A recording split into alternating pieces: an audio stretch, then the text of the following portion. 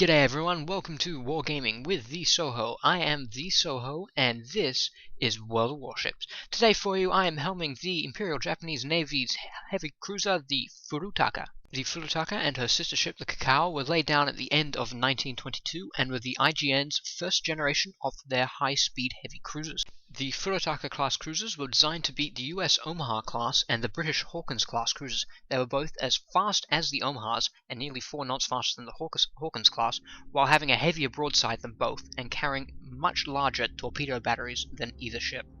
These cruisers were the first IGN cruisers to feature a substantial bridge area with 6 distinct levels providing support for navigation, fire control, communication, and command. In terms of armament, the Furutaka and her sister were initially armed with 6 20cm naval cannons arranged in individual turrets. There was 3 turrets at the front and 3 turrets at the aft of the ship. These turrets were accompanied by 4 76mm anti-aircraft guns and 12 71cm torpedo tubes. These torpedo tubes were arranged in 3 pairs along each side of the ship. However, this ship was retrofitted twice in her operational life, and in 1931 she was upgraded to have her 4 anti-aircraft guns replaced with 12cm high-angle cannons. And once again, in 1937, these original cannons of 6 20cm cannons were replaced with 6 203mm cannons in 3 dual mountings. The 6 pairs of torpedo tubes were also replaced with 2 quad mounting torpedo tubes, with 1 situated in the port and 1 situated on the starboard midships. Alright, enough of the bad history lesson, now we're on to the main event. Here we are on the Trident map, and you're about to see one of my better matches in the Furutaka class heavy cruiser. Okay, first, I am initially going to follow this destroyer out and just see what's happening. You know what, I actually really like the Furutaka class. It's a cruiser. I'm about to say destroyer again. I'm following a destroyer. I'm in a cruiser. I like this cruiser. You can see it here in its World War II design. This was after the 1937 retrofit. I just said 1937 retrofit, and I can't even remember 2 seconds later. Yep, but here we are. Following this destroyer, I'm going to give him some help around the A point, and yeah, I'm just following him right now. I'm looking out. Oh, there's a heavy capital ship. I believe that is a Congo class ship. I don't have the information up at the moment. So I'm doing this from a recording. And oh, here you can see, first off the bat, the chat is as salty as hell this time around. I just answering this fellow's question, and this fellow asked a question, and then this one guy in chat just goes off at him. I haven't seen this is one of the more saltier settings I've seen in a real long time. The community in this game is actually quite good. Speaking of which, and this is usually a rarity, well, this thing happens every now and again. It's sometimes good, sometimes it's like any other MMO, to be precise. You get the good people, you get the bad people. But this guy was just salty, and you can see me giving my 2 cents worth. Now and again, I eventually give up halfway through, but alright, I'm now scanning the waters for any destroyers, because I can see a Cleveland and a Congo up ahead. And now I'm working it around, trying to see if I can get some shots on that Cleveland. Well, at the time I didn't actually know it was a Cleveland. I hadn't looked up yet or pressed Alt. And now I know it's a Cleveland. So, taking a few initial shots here, trying to see if I can hit him. And I've been seen. That means there's a destroyer around here. It's like, he can't see me, but I have been seen, so there has to be a destroyer around here. So now I am ducking and weaving, and this is also partially because I do not want to go head-to-head with the Cleveland in this thing. I may like this ship, but it doesn't mean it's a good ship. Well, actually, it's a pretty good ship. In the recent patch, it got its full upgrade into the 1937 version of the Furutaka class. As you can see, it's got its 3 dual mounting turrets. Like, initially, this had the 6 single mount turrets, and they weren't bad guns. They're just, well, it wasn't good, it wasn't bad either. It was fairly average, in my opinion. Alright, zooming in, see if I can, and there's that destroyer. I'll zoom in, see if I can get some more shots on that Cleveland. Now, before anyone comments on this, yes, I am shooting armor piercing at a destroyer. At the time, I wasn't really paying attention to what I was shooting. I initially load up armor piercing because I'm expecting to actually take on fairly large amount of cruisers with this. Well, not a large amount, but I'm expecting to take on cruisers, and when you're fighting cruisers in a cruiser, especially with these big Japanese 203mm guns, your fire armor piercing does the most damage, as you'll see a brilliant example of later in this clip. Though, once again, just trying to find the destroyer, and it's not working. I never hit this guy. Though, it doesn't stop me from trying, so every 10 seconds, load up my guns and give it another go, and aiming, waiting for the guns, and firing, and missing. Oh well. Oh, and I seem to be taking fire from there. Is that Cleveland moving backwards? I do believe he's moving backwards. Why the hell is he moving backwards? I don't really know. It's not. Cleveland's actually a pretty fast ship, especially in World of Warships. It's a tier 6 American cruiser, and that thing is, well, I hesitate to say actually zippy, but it does move pretty well for a ship of its size, at any rate.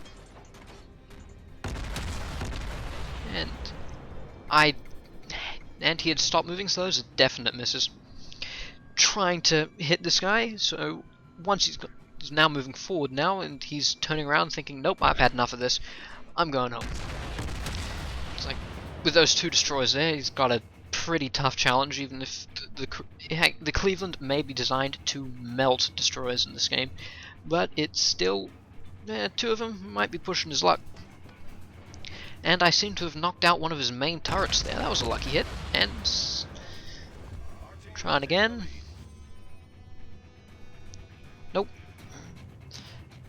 I believe I missed him with every shot there, so looking around, trying to see if there's any threats to my left-hand side. And I decide they're well out of range now, so I'm going to press the attack on this Cleveland. I'll be following this guy for most of the rest of the match here. He runs away like before we eventually get him. Yep, we get him later in this match, and firing again. These won't really do much damage. They're aimed at the rear end of the ship when he's driving away from me.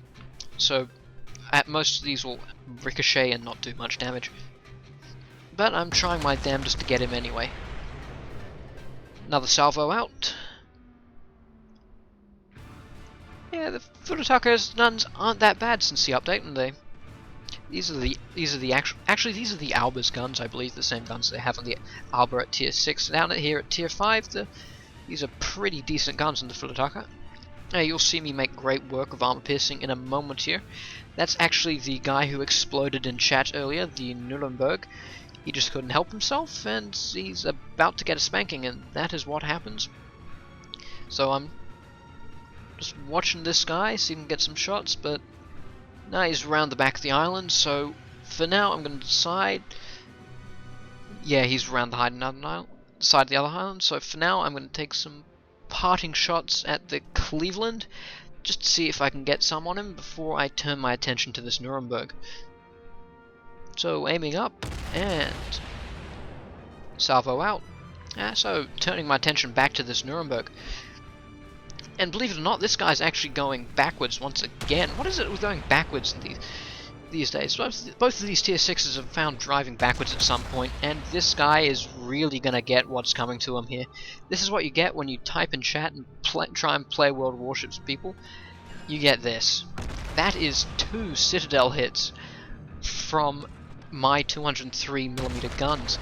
That would have been painful. That's 3 Citadel hits. This guy's probably had enough about now, and he's quite definitely noticed I've been here. So I decided to go forward and turn to engage me. However, this doesn't end too well for him. Though at the same time, he was being an absolute arse in chat earlier. Off of one little question. And there's another Citadel hit. As I said, these 203mm guns on tier 5, they are nice. But then again, I just like the Furutaka in itself. I liked it before. It had these bigger guns, the better turret arrangement, but at the same time, I'm liking it much better now. 2 more shots in. And now I'm receiving fire, but I'm not turning to angle against this guy because 1, he's actually using high explosive against me, and 2, I'm actually trying to angle against the Cleveland. And he's lit me on fire here, as you can see, but I'll actually take this guy out with the next salvo. So, and there he goes. Yeah, I was just gonna let this fire burn because my crew is actually pretty decent at putting out fires on this ship, so I decided to let it burn. But however, one thing I haven't noticed was the Congo aiming at me from off to my left hand side, and he was about to make himself painfully evident. And there you go, that was a full broadside with at least one citadel hit there. So at this time I decided, screw this, that guy can chase the Cleveland down himself, I need to face these Congos. And you can see them on the minimap just off to the left. At least one of us is using it, because at the time I was kind of zeroed in on that guy. However, I decided now to use my fighter plane just to help spot this Cleveland. Not to mention the other ship that comes around, just to keep him in eyes view. Though while the Alba over there has him in range, and probably not entirely needed. But better safe than sorry. So now that this Congo cruiser has come into range, this is actually the Kirishima class cruiser. Not cruiser, this is the Kirishima class Congo that was released for the NA players in the recent event in celebrating their partnership with I can't seem to say it today, Archipelago of Blue Steel. Now there were 4 ships released for this event. There were 3 Congos and 2 Miyokos. This is actually the second event of 2 so far. The original event had the original purple Congo and the pink Miyoko class cruiser. But however, in front of us you see the green Kirishima class cruiser. That anime is not actually bad. I kind of like it, point of fact, but yeah, it's decent, has good action, and I do like that opening. If only I can remember the name of it to save the life of me. But as you can see now, I'm pumping high explosive into the Kirishima in front of me.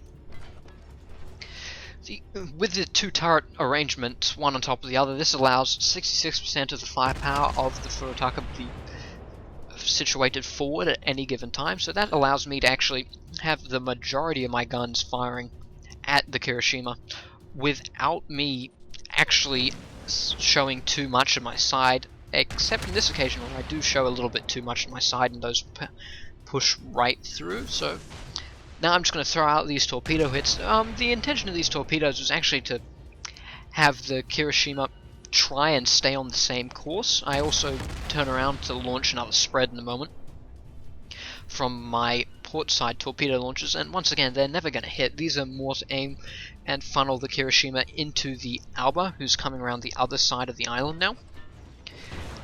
And at the moment I'm just trying to keep this guy's attention so again, I'm just trying to keep his attention. I'm trying to save the Alba enough time to come surprise, and I believe I set him on fire there on one of my volleys. So in a moment you'll actually see the benefits of angling your armor in these ships, because I take almost a full broadside of this ship and I take no damage from it, so that makes these decently armorful. And that's actually the ARP Congo, the other event Congo class battleship, or fast battleship now. I think it's the World War II designation. Excuse me.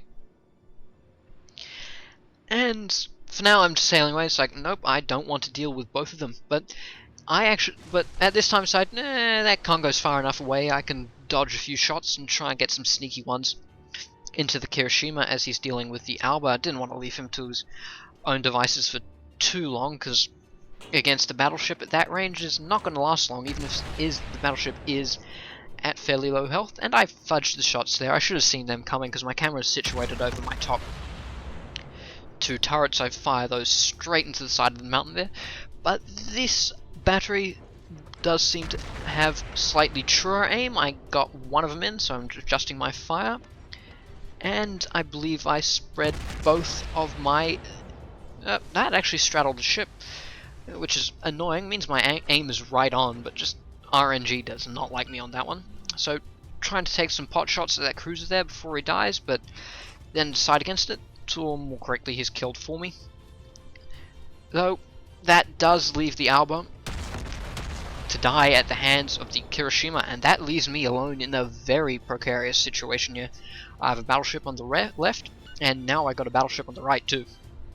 And these guys are not happy. Especially after the beating I've been putting down on this Kirishima. And so now's the time where you see why angling any ship is worth its weight in gold. Because it's a full broadside and no damage. Gotta love it when battleship players do that. Use armor piercing, and you got some decently angled there. Usually you wouldn't get away with that, especially at this low health. But I did, so I'm going to count my lucky stars here and try and make tracks exactly in the other direction of these two. Some cheeky parting shots there, giving him, well, all 4 shots hit from my 4 turrets. Now I'm trying to run away now from the Ongo back there. Ducking and weaving and diving and ducking and hoping none of these actually make any contact, but unfortunately for me, my luck is at a near end here. And the Congo back there is using high explosive. Even though I've set him on fire, I will not survive this engagement. But I'm going to damned as well make sure that these guys don't come out of it clean either.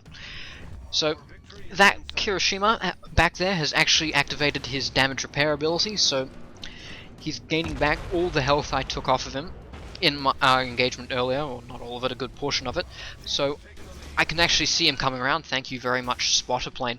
And I launch off a spread of torpedoes down the end of that alley, just so I can see if I can either persuade him from coming out straight ahead, or if I'm very lucky hitting him. But because you know what big dumb battleship players do, they like to drive in straight lines.